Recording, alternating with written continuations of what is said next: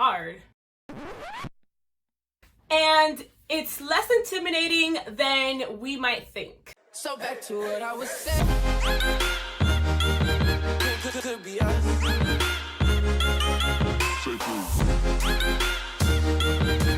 Could be us.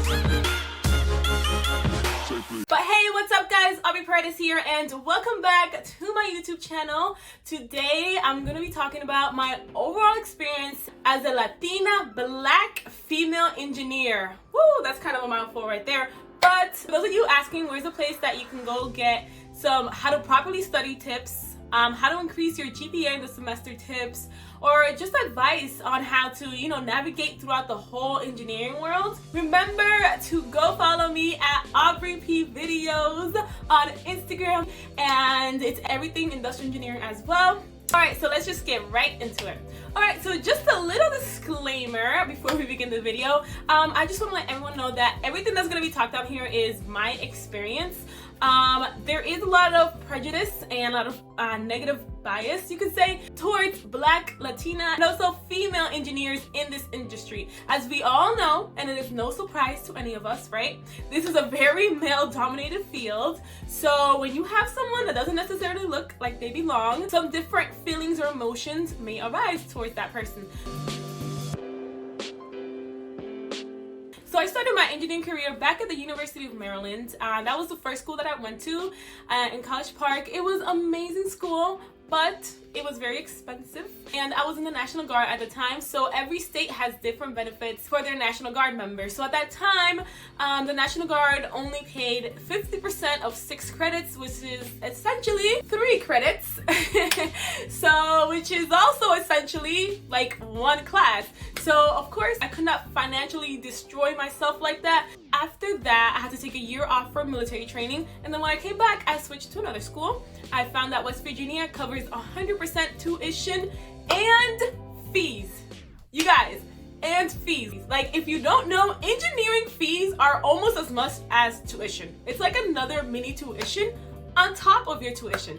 Alright, so stepping on the West Virginia University campus, WVU is not as diverse. It's definitely changing, I will say that. I remember just like being on campus, I would go visit my friends in the business school, and people would just be so much more happier, like more giddy, like more friendly. But then you step on the engineering campus and it's like bam, like a dark cloud. It's kind of almost depressing in a sense, and everyone just looks miserable, like they stayed up till 4 a.m.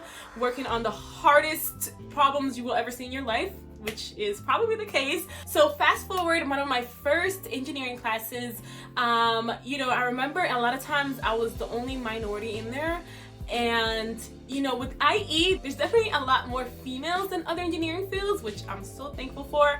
But I oftentimes found myself being the only Black female, certainly the only Latina female as well. But specifically, I remember one of my industrial engineering classes, we do a lot of case studies in that class, and I remember the professor was like, all right, everyone, so you guys can go ahead and grab a partner, right? So, usually like when the professor says that, usually like you look for your friends, but if you don't have any friends in that class, you kind of like look and try to see, like make eye contact with somebody. And I would notice that it's almost as if a lot of the people try to avoid eye contact with me so they wouldn't have to work with me. And when it gets to that point where the professor is like, all right, so those of you who don't have a partner, raise your hands. And like 9 times out of 10, I would find myself having to do that. So when it came to that point, I would always be like, just do a last look around, raise my hand up a little. I don't have a partner, In the beginning, that was definitely more difficult, but as time went on, that wasn't the case anymore. So I started to meet more people, and as people started to see me more in the classes,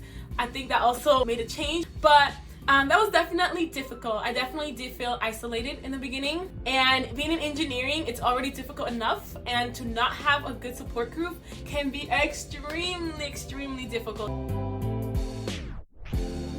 So as I progressed throughout my sophomore, junior years and stuff like that, it definitely got better. Also because I started to gain more confidence in myself, especially after passing Calc 2.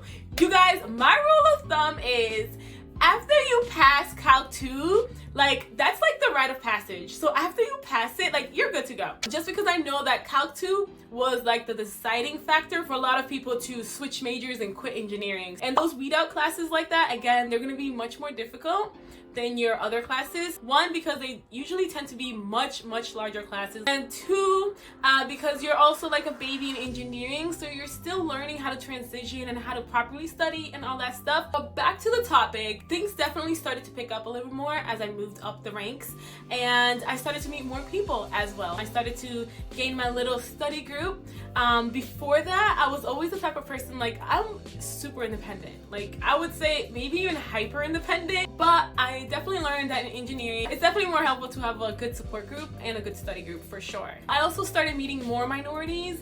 I like that as time went on, and we moved on through the years, like more minorities starting to come into the engineering program. I was happy that it was happening. You know, regardless if we weren't in the same class, I was just happy to walk down the hall and see more people that look like me. The people you meet are probably one of the most important aspects of engineering. A lot of time your support system or the people you study with can really save you in a class. There's a few classes where I can think of that if I didn't have the study group that I had, I don't think I would be here right now.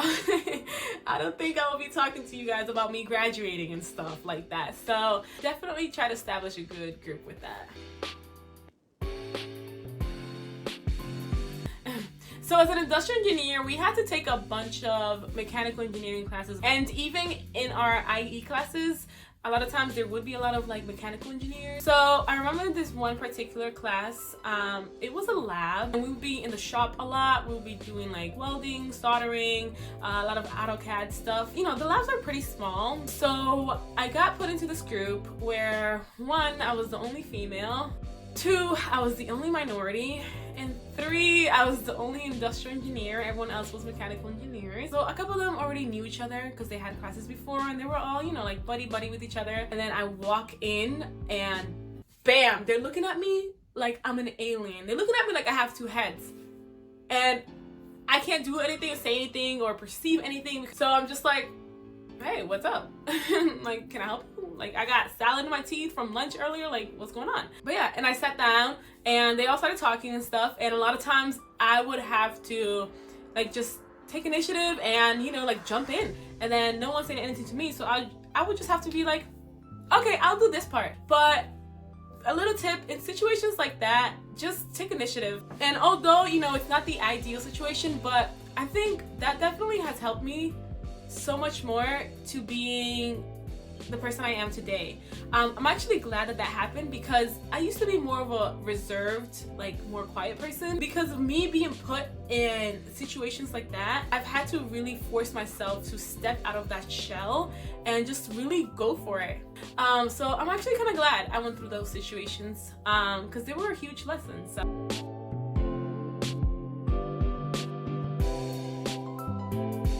My efforts showed themselves. My senior year at WVU, I got presented with the opportunity to be in my school's engineering magazine. I was incredibly shocked. But just that one detail made all those 4 years of pain, it made it worth it.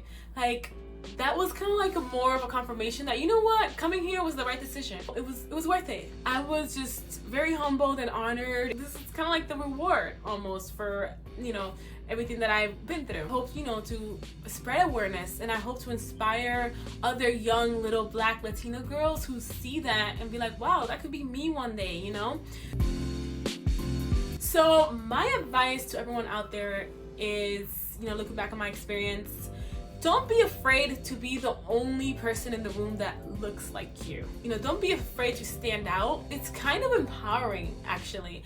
I feel like it puts you in a position to really pioneer like positive change and be like the first one to do it, in a sense, you know, or be one of the few to do it. And I feel like that has so much more of an impact. You know, like I mentioned before, like people that look like you are gonna look at you and look at what you're doing and feel so inspired. I'm glad that I got to experience all the bads and all the good as well. And a last note for those of you who are still considering on whether to pursue engineering or not, please go for it, okay?